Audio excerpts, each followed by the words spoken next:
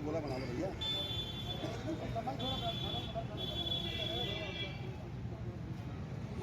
थोड़ा सा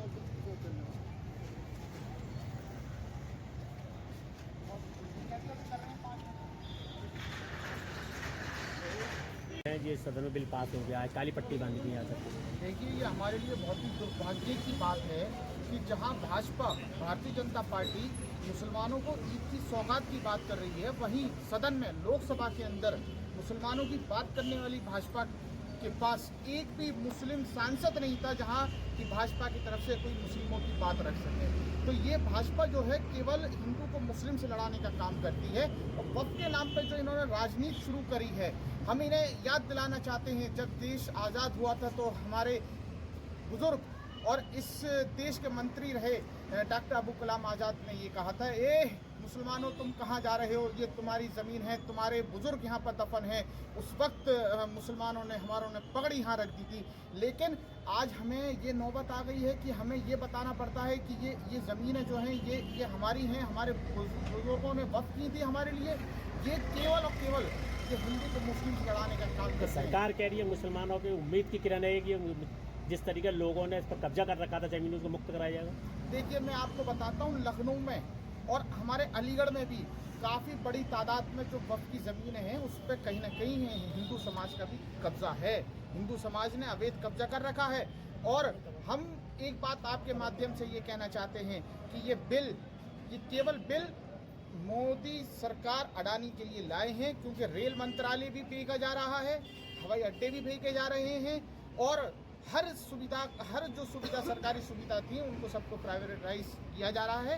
ये केवल निजीकरण का मामला है, क्योंकि मोदी अपने सहयोगियों को जिन्होंने उन्हें सरकार में लाए उनको फ़ायदा पहुंचाने का काम कर रहे हैं। मैं अपनी बात को इस बात पे ख़त्म करूंगा एक शेर के माध्यम से कि हम तो वो हैं जिन्हें जहानों में रहने की आदत है, हम तो वो हैं जिन्हें जहानों में रहने की आदत है।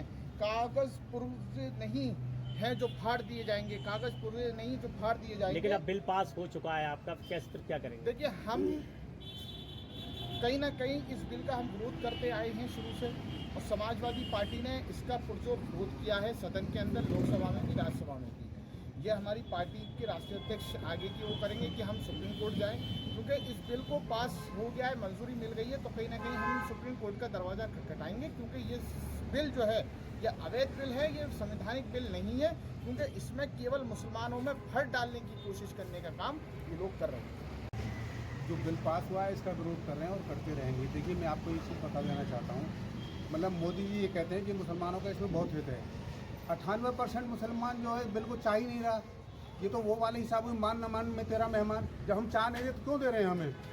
इस और बात जो किसानों के खिलाफ बिल था वो मतलब वापस हो गया, वकीलों के बिल वापस हो गया, इसीलिए एहतियाज कर रहे हैं। पूरे भारतवर्ष में एहतियाज हो रहा है कि ये बिल भी वापस होना चाहिए, इसीलिए ये विरोध कर रहे हैं। लेकिन तानाशाही नहीं चलेगी, नहीं चलेगी। काला कानून वापस लो, वापस लो, वापस लो। काला कानून वापस लो, वापस लो, वापस लो। वक्फ बिल वापस लो, वापस लो, वापस लो। वक्फ बिल वापस लो, वापस लो, वापस लो। मोदी तेरी तानाशाही नहीं चलेगी, नहीं चलेगी। मोदी तेरी तानाशाही नहीं चलेगी, नहीं चलेगी। मुसलमानों पर जुल्म करना बंद करो, बंद करो, बंद करो। मुसलमानों पर जुल्म करना बंद करो, बंद करो, बंद करो। काला कानून वापस लो, वापस लो, वापस लो।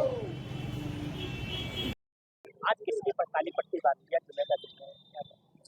देखिए, ये जो वक्फ अमेंडमेंट बिल है जो भारतीय जनता पार्टी ये पार्लियामेंट में लाई है, हम उसका एहतजाज करते हैं और ये पार्लियामेंट में भी पास हो गया, राज्यसभा में भी पास हो गया। लेकिन इस बिल का एहतजाज उत्तर प्रदेश ही नहीं, पूरे हिंदुस्तान में मुसलमान इसका विरोध कर रहे हैं और करते रहेंगे।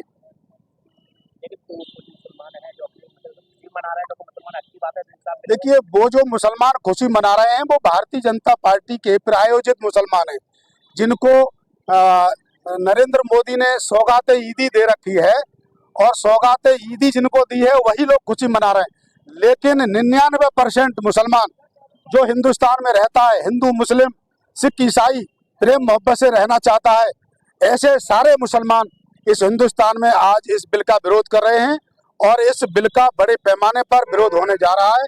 और हम लोकतांत्रिक तरीके से, संवैधानिक तरीके से हम इसका विरोध कर रहे हैं और करते रहेंगे।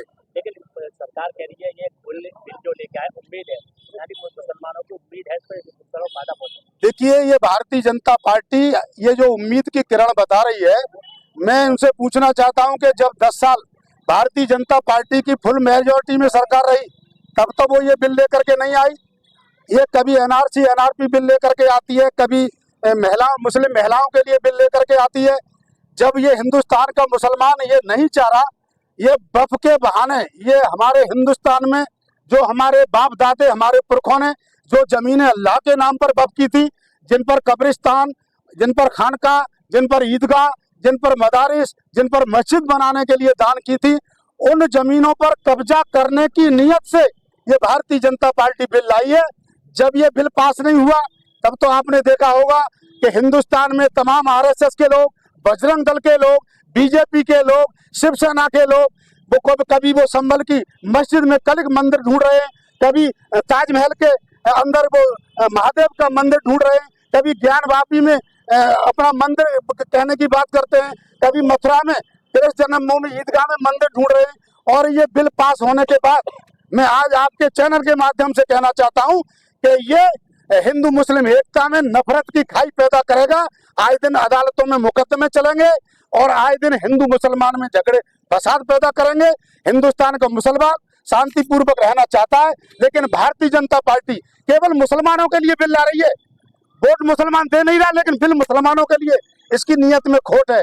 भारतीय जनता पार्टी अगर बिल ही लाना चाहती है और ये कहना चाहती है कि हम मुसलमानों की बेहूदी और मुसलमानों की मतलब विकास के लिए बात करते हैं, तो उन्होंने कहा था बेटी पढ़ाओ बेटी बचाओ, तो ये तमाम माइनॉरिटी इलाके में आज तक कोई इंटर कॉलेज नहीं है। ये कॉलेज बनाए, शिक्षा का अधिकार दें। और सचर कमेटी, कृष्णा आयोग की कमेटी कहती है कि मुसलमानों की हालत हिंदुस्तान के अंदर दलितों से भी बदतर है, तो उनकी रोजगार के लिए काम करें, उनके लिए शिक्षा के लिए काम करें, उनकी तालीम के लिए काम करें। एक तरफ प्रधानमंत्री कहते हैं कि एक हाथ में कुरान और एक हाथ में कंप्यूटर होना चाहिए।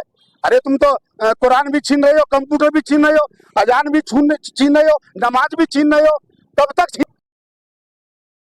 जुमे की नमाज सकुशल रूप से संपन्न हुई है, शांतिपूर्ण तरीके से। और इस संबंध में हम लोगों ने पहले से भी धर्मगुरुओं और सम्राट लोगों से बातचीत की और पुलिस के द्वारा आसानी से और सकुशल रूप से नमाज अदा की। कुछ विरोध प्रदर्शन भी किया गया, कुछ उस तरह का नहीं रहा है। वो जितना सियासी दल है वो थोड़ी संख्या में 10-5 की संख्या में थे, वो उतना कर रहे थे, ऐसी कोई स्थिति नहीं।